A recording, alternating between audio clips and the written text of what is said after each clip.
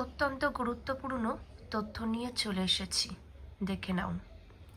আঞ্চলিক ভিত্তিক ভারতীয় ভাষার উপরে এইদিকে ভাষা আছে, আর রাজ্য বা কেন্দ্রশাসিত অঞ্চলে প্রচলন রয়েছে সেই সমস্ত নাম।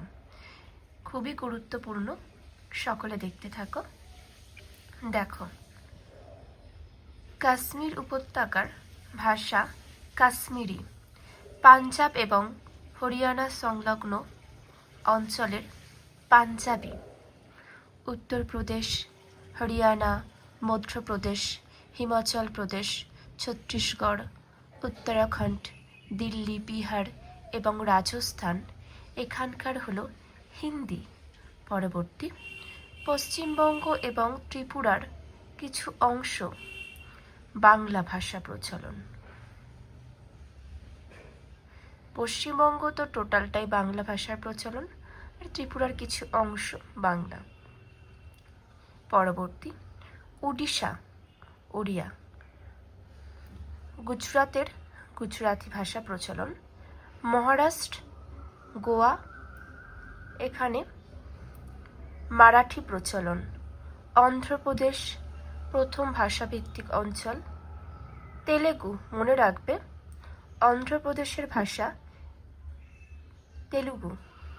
পরবর্তী, তামিলনাড়ু, পদুচেরি। তামিল, কেরল, লাক্ষাদ্বীপ এখানকার মালয়ালম। এগুলো ভীষণ গুরুত্বপূর্ণ, এখান থেকেও পরীক্ষাতে দেওয়া হয়। চলো এবার আমরা পরবর্তী তথ্যগুলি দেখে নিই। দেখো তোমরা, ভারতের বিভিন্ন নৃত্যশৈলী ও তার উৎস দেখে নাও। অন্ধ্রপ্রদেশের নৃত্যশৈলী কুচিপুড়ি, কোট্টম। পশ্চিমবঙ্গের পুরুলিয়া জেলা, বিহারের নৃত্য ছৌ।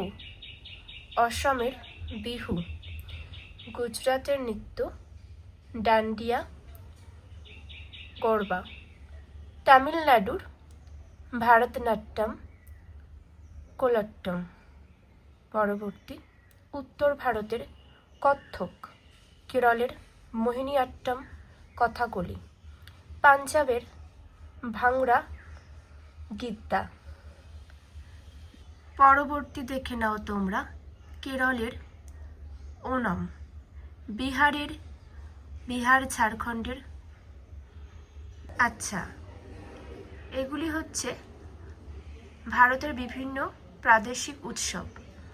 আমরা আগে জানলাম ভারতের বিভিন্ন নৃত্যশৈলী ও তার উৎসব, আর এবার যেগুলো জানব ভারতের বিভিন্ন প্রাদেশিক উৎসব। দেখো, কেরলের ওনাম, বিহার ঝাড়খণ্ডের ছট পূজা, উড়িষ্যার রথযাত্রা, গুজরাতের নবরাত্রি, তামিলনাড়ুর পোঙ্গল, মহারাষ্ট্রের গণেশ উৎসব, পশ্চিমবঙ্গের দুর্গাপূজা, কর্ণাটকের উগাড়ি।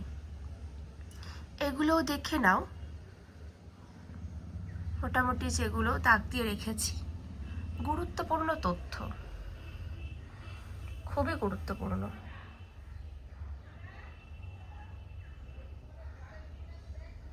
পারলে নিজেদের খাতায় লিখে নাও।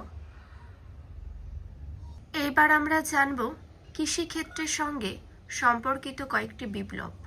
এগুলো খুবই গুরুত্বপূর্ণ, এখান থেকে প্রায় সময় অনেক প্রশ্ন দেওয়া হয় সরকারি চাকরির পরীক্ষার ক্ষেত্রে। দেখো, সবুজ বিপ্লব কাকে বলা হয়? খাদ্যশস্য, ধান, গম উৎপাদন বৃদ্ধিকে সবুজ বিপ্লব বলা হয়। পরবর্তী, শ্বেত বিপ্লব, দুধের উৎপাদন বৃদ্ধিকে শ্বেত বিপ্লব বলা হয়।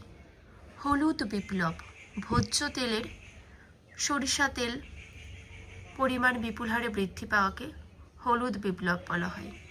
নীল বিপ্লব, মৎস্যের উৎপাদন দ্রুত হারে বৃদ্ধি পাওয়াকে নীল বিপ্লব বলা হয়। গোলাপি বিপ্লব, চিংড়ি উৎপাদনে বিপুল পরিমাণে বৃদ্ধিকে গোলাপি বিপ্লব বলা হয়। পরবর্তী, বাদামি বিপ্লব, চামড়া অপ্রচলিত শক্তি উৎপাদনের বৃদ্ধিকে বাদামি বিপ্লব বলা হয়। পরবর্তী কৃষ্ণ বিপ্লব, খনিজ দ্রব্য বিশেষত খনিজ তেল উৎপাদন বৃদ্ধিকে কৃষ্ণ বিপ্লব বলা হয়। পরবর্তী সোনালী তন্তু বিপ্লব, পাট উৎপাদন বৃদ্ধিকে সোনালী তন্তু বিপ্লব বলা হয়। পরবর্তী সোনালী বিপ্লব, উদ্যান পালন উন্নয়ন মধু উৎপাদন বৃদ্ধিকে সোনালী বিপ্লব বলা হয়।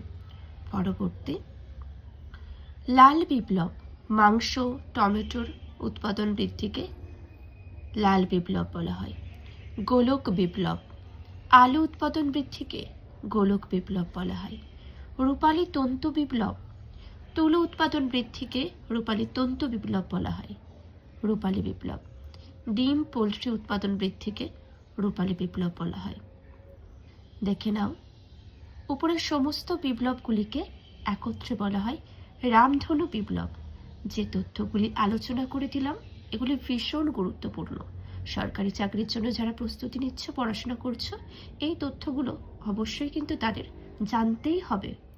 এগুলো বাদ দিলে কোনো মতেই চলবে না। আর এমন গুরুত্বপূর্ণ তথ্য পাওয়ার জন্য চ্যানেলটিকে সাবস্ক্রাইব করে পারলে অন্যান্য ভিডিওগুলো দেখে নাও। দেখলে কিন্তু অনেক কিছু জানতে পারবে, আর সেগুলো থেকে তোমাদের অনেক সুবিধা হবে। এখানে শেষ করলাম। সবাই খুব ভালো থেকো, মন দিয়ে পড়াশোনা করো।